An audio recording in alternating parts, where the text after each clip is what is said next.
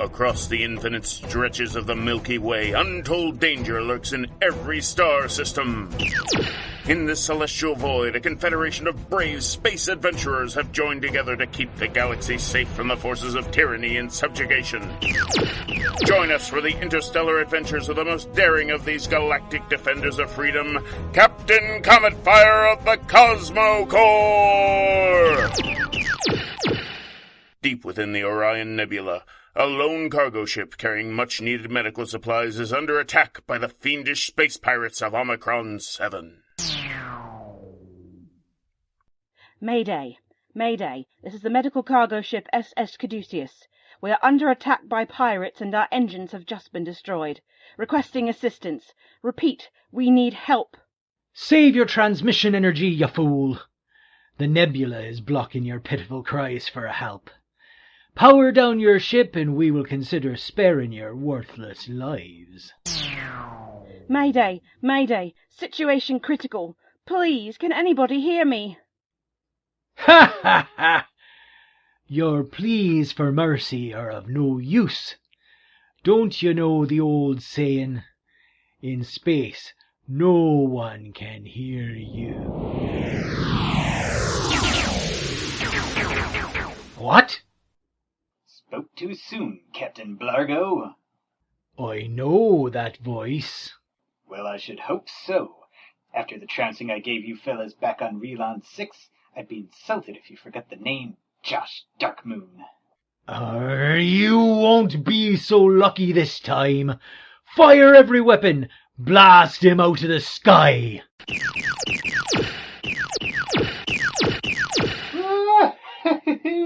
Not even close, Blargo, old buddy. You and your boys better learn how to aim if you want to put me out of commission. Perhaps. But your pitiful star splicer is no real threat to my ship. It would take you days to break through our shields with your plasma blasters. I guess you got me there. Of course, it only takes about 1 space minute to be the distraction. What? Did someone say something about not having big enough guns? Caduceus, this is Luna Cometfire, captain of the Quasar's Heart. We've received your transmission, and if you haven't guessed already, the cavalry has just arrived. Thank you. Please help us. No worries there. We didn't fly all this way just to sightsee. Blargo, you might be right about Josh's plasma blasters, but right now you've got a half dozen of the finest quantum cannons the Cosmo Corps has to offer pointed right at you. I should also remind you that you attacked an unarmed medical supply ship. And if there's one thing I despise, it's a bully. I'm giving you exactly 1 chance to surrender before I turn your ship into stardust. Evasive maneuvers! Get us out of here now! Don't say I didn't warn you. Aw, you just killed their engines and blew out their laser grid. I was hoping for some fireworks. Well, you know me, Darkmoon. I hate to shoot somebody in the back. Now, with their life support out of power, they should be heading to the escape pods any minute now. Can you round those up with your tractor beams while we get repair crews over to the Caduceus? Consider it done.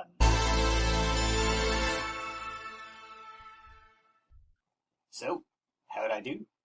I'm not your superior officer. Why ask me? Well, call me crazy, but I value your opinion, princess. Please don't call me that. Oh, I'm sorry. Did you stop being heir to the throne of Beetlejuice while I was out fighting pirates?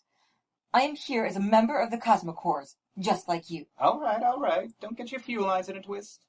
So what did you think, colleague? Your task was simply to distract and harass Blargo's ship. It was not necessary for you to take so many risks. Were you worried about me? You're a valued member of this crew. I'm just going to casually pretend not to notice that you didn't answer the question, if that works for you.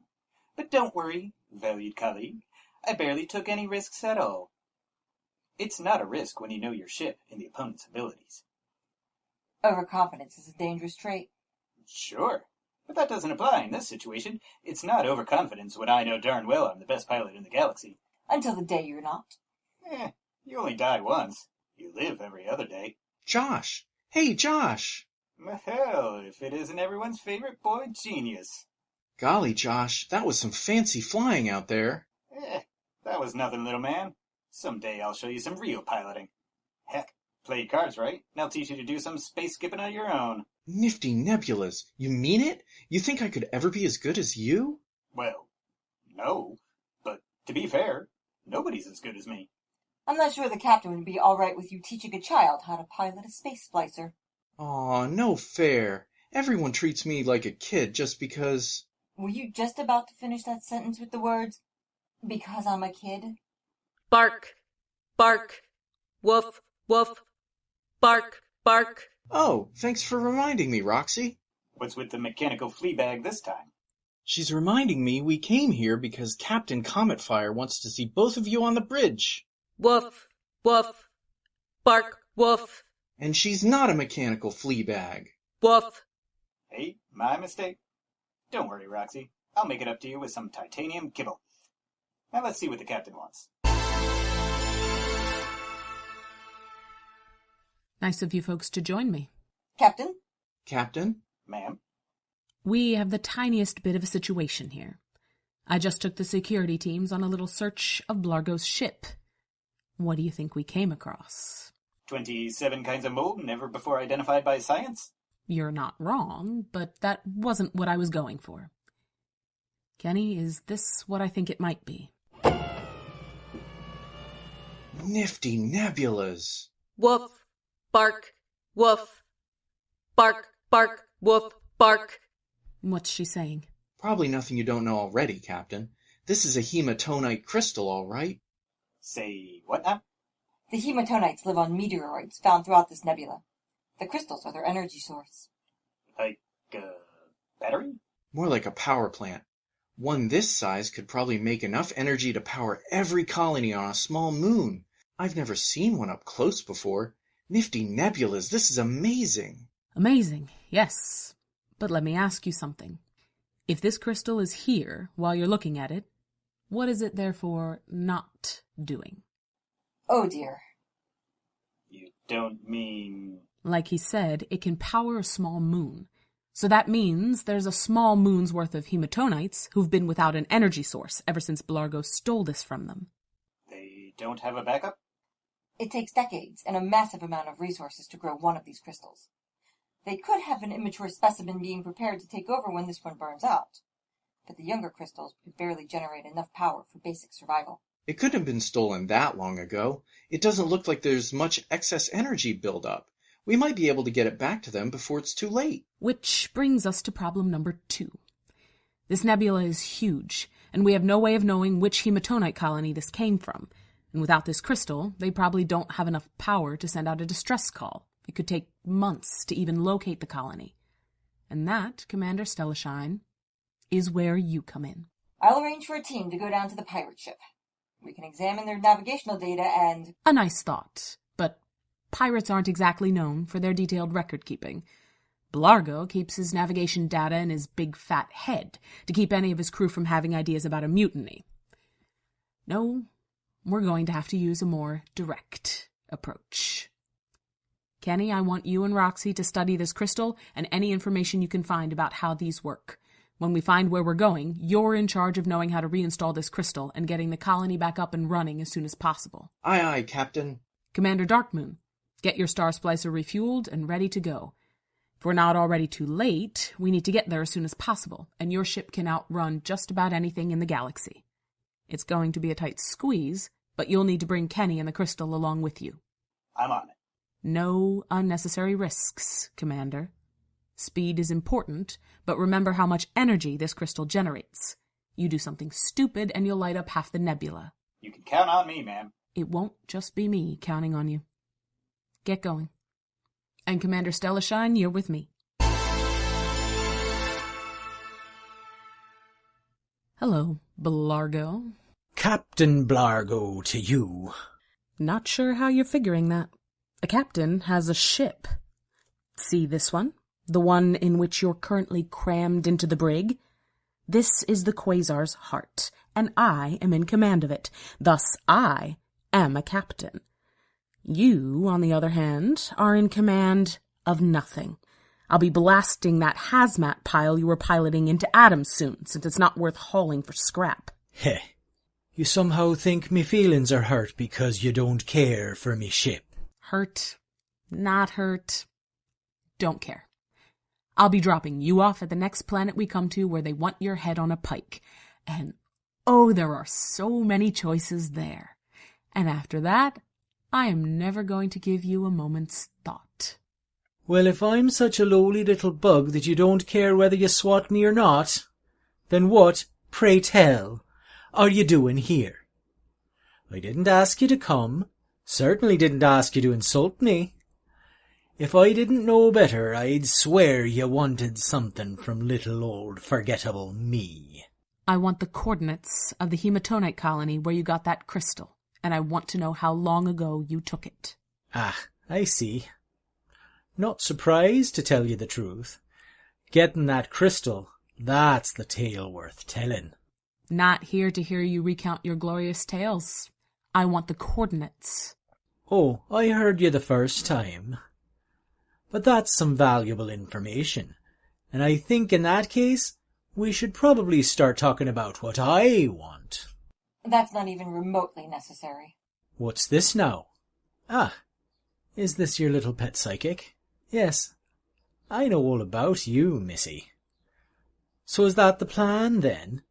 Not even going to ask me nicely, just take the information straight out of me brain?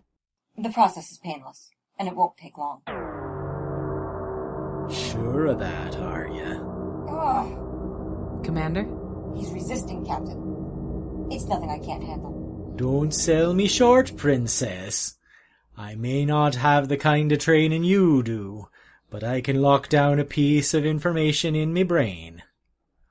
Go ahead, scan away. You can't have this little nugget of information. Well, not unless you're willing to kill me to get it. Stellashine? He's right, ma'am. I don't know where he learned to do it, but there's no way to pull this piece of information out of his mind without frying every synapse in his brain. He has, however, made one very big mistake. What's that? He really shouldn't have called me Princess.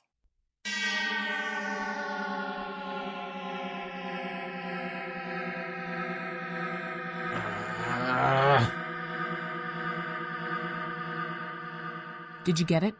No, it's still locked away, nice and tight. Even playing dirty like that, you couldn't pull it away from me. Technically, you are correct. The mental defenses you put up are more or less absolute. That one piece of information is completely secure. Heh, told ya. Then again, just about nothing else in your mind is. Shall we start with a few mental projections? I believe this is you stealing the booty you promised to split with your crew? Ooh, bad form. Be a shame if we needed to put you in a cell together with them and then happen to show them this. And that is the least of what I found. Images of his cowardice, his shame, even just things he finds unpleasant to remember. I can see why.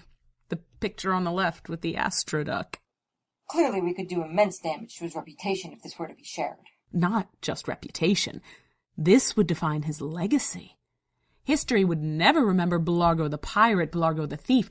All that will ever be remembered is Blargo and the duck. You wouldn't. Oh, trust me when I say this. I would broadcast this if there weren't lives on the line. But since there are... You'll promise me that doesn't leave this room? I won't. No carrot for you. All stick. What I will promise is how far out of my way I will go to share this to every corner of the galaxy to make your name a laughingstock. I will promise to find the planet that hates you more than any other, that will make your suffering a planetary sport. And that is where I will drop you off if you don't tell me what I want to know right now. There's a binary protostar 3 parsecs from here. You'll find a large asteroid in an irregular orbit around that. There's where you want to go. Thank you. If you're lying to me, I will dedicate my life to making you regret it. Commander? Coming, ma'am.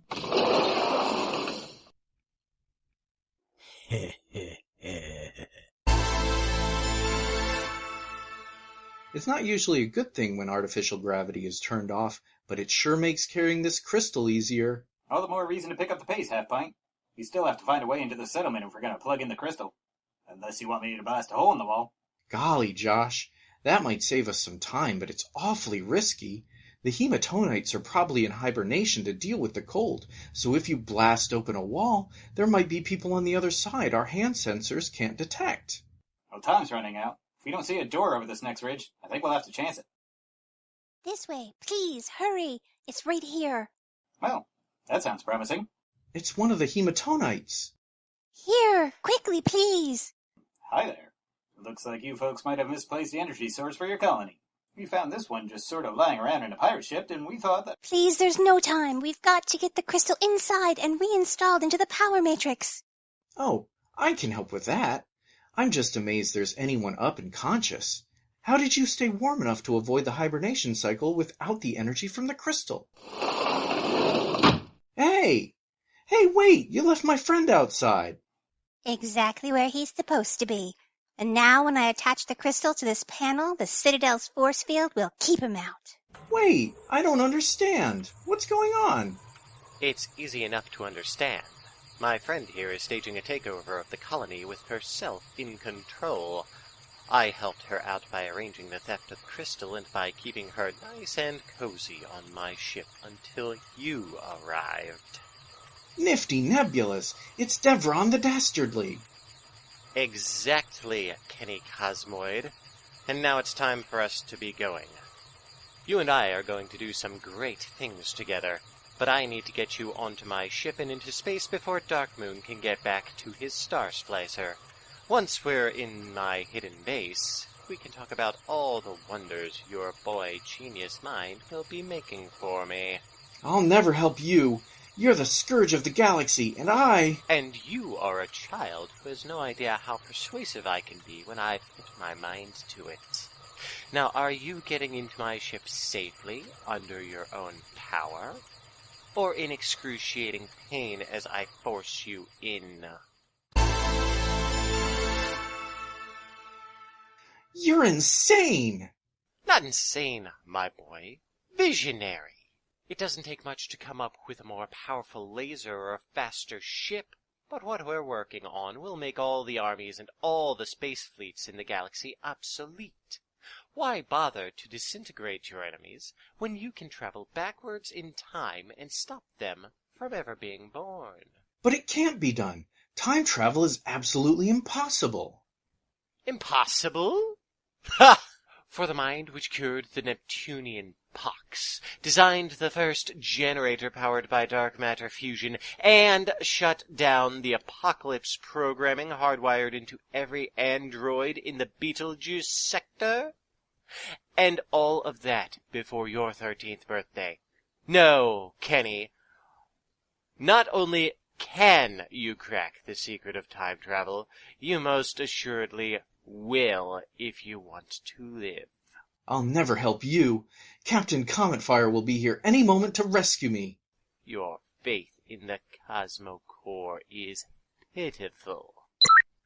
Vailiva, my dear, our guest seems to be under the impression that a rescue is on its way. What do you have to say? Wahaha! Not a chance, I'm afraid. They've had plenty of time to get here if they knew where we were. The Quasar's heart could have been here an hour ago, and Darkmoon's star splicer could have been here and back again to scout our defenses at least twice. Sadly, though, there hasn't been a single blip on our sensors. I'm sorry, little Kenny, but your friends can't help you now. You're all by yourself. Woo-hoo. There. You see, no one is coming to help you. The only ones here are Vailiva and myself, and I promise you my consort will be even less hospitable than I will if you continue to resist me. Isn't that right, Vailiva? Vailiva? Yes, I am here, Devron. Just got lost for a minute, imagining what I might do to that little brat. Why don't you let me come in there and show him? Yes. Yes, there's no point in trying to persuade him to cooperate. It's best if he understands what will happen if he doesn't. I'm opening the door for you.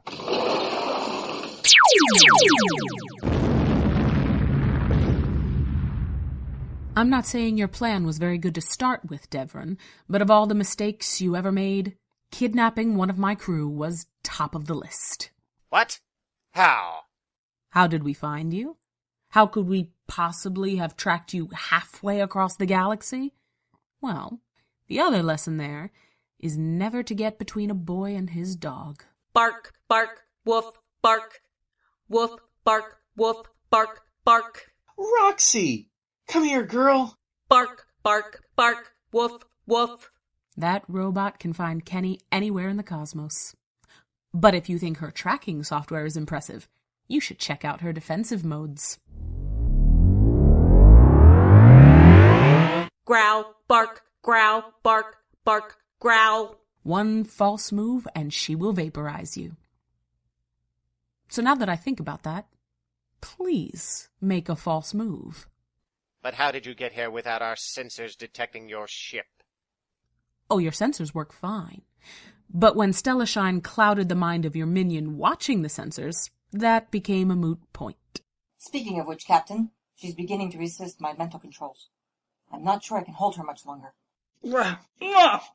Mind witch, I will break free of this, and when I do... Well, that was fun. Can I shoot him with the stun cannon now? Because I owe him for what happened on the colony. Bark, woof, woof, woof. Signal? What signal are you picking up, Roxy? Oh, that's probably the signal from my matter transporter. It's still experimental, so it may not even work. But if it does, I'll be back, Captain Cometfire. And next time, I will triumph! Gone. And Violeva, too. Kenny, any idea how far they could have gone? The signal was pretty strong, Captain. They could be light years away. And with the uprising in the Hematonite colony to deal with, not to mention dropping off Largo and his crew, I don't think we can effectively mount a search at the moment. You're right, Commander. But I have a bad feeling that's going to come back to bite us. Nifty nebulas, everyone. Thanks for coming to save me. That was never a question, Kenny. Not only are you part of my crew, but there was another big reason we had to save you. What's that? I am too busy to take Roxy out for walkies every day. Bark, woof, woof, bark. And so, once again, the call of adventure reaches out across the vastness of the galaxy, and our heroes are only too ready to answer it. Join us once again for the next thrilling episode of Captain Cometfire of the Cosmo Corps! You have been listening to Captain Cometfire of the Cosmo Corps, Episode 1, produced by Seat of Our Pants players, written and directed by Dan Wenzel. The announcer was Dan Wenzel. The captain of the Caduceus was Brianna Kubi. Blargo the Pirate was Rick Tennant. Commander Darkmoon was Adam Gastingy. Captain Cometfire was Rebecca Scheimer. Commander Stellashine was Andy Gastingy. Kenny Cosmoid was Aaron Manka White. Roxy the Robohound was Jill Wenzel. The Hematonite Traitor was Liz Music. Violeva was Dana Bonner Andreessen, and Devron the Dastardly was Andrew Dell. Some music and sound effects by www.freesfx.co.uk. Thanks for listening, everybody. We'll talk to you later.